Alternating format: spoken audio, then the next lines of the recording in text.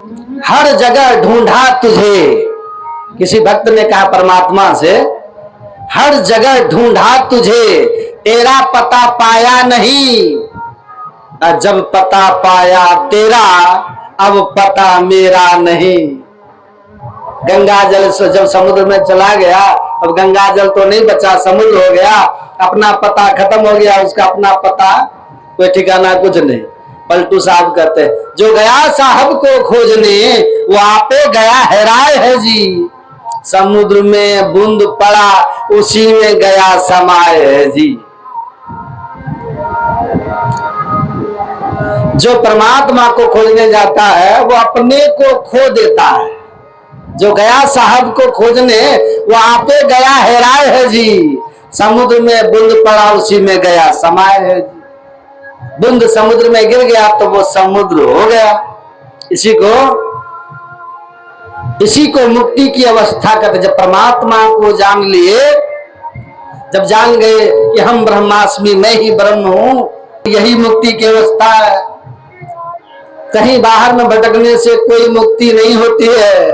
कबीर साहब ने कहा, मुक्ति न होवे नाचे गावे, मुक्ति न होवे मृदंग बजावे, मुक्ति न होवे साखी पद बोले, मुक्ति न होवे तीरथ डोले। कहीं बाहर में भटकने से मुक्ति नहीं मिलेगी। और कुछ लोग सोचते हैं कि मरने पर मुक्ति हो जाएगी। याद रखिए, जीते जी मुक्ति नहीं मिली तो मरने पर भी मुक्ति नहीं मिलेगी। जीते जी मुक्ति को पा लिए तो मरने के बाद भी मुक्ति पा लेंगे। योग शिखोपनिषद में प्रातः सुन रहे थे ना, पिंड पाते ने या मुक्ति सा मुक्ति न तो मन्यते, देहे ब्रह्मत्व माया ते जलानाम सिंधवम यथा, अनन्यताम यदा याति तदा मुक्त स उच्यते। अर्थात मरने पर जो मुक्ति होती है वो असली मुक्ति नहीं है।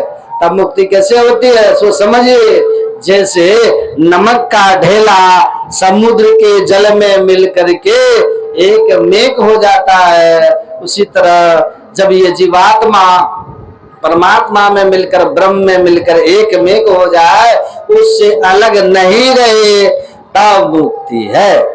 नमक का ढेला समुद्र में मिल गया, अब वो ढेला नहीं रहा, वो समुद्र हो गया। इसी तरह जीवात्मा जब परमात्मा में मिलकर एक मेघ हो जाए, परमात्मा ही हो जाए, तब उस अवस्था को मुक्ति कहते हैं। ये योग शिखोपनिषद उपनिषद में कहा गया। लेकिन एक अक्षर नहीं पढ़े हुए कबीर साहब क्या कहते हैं, पढ़े लिखे नहीं थे, क्या कहते हैं, गई पुतली लोन की, लोन मतलब नमक, पुतली मने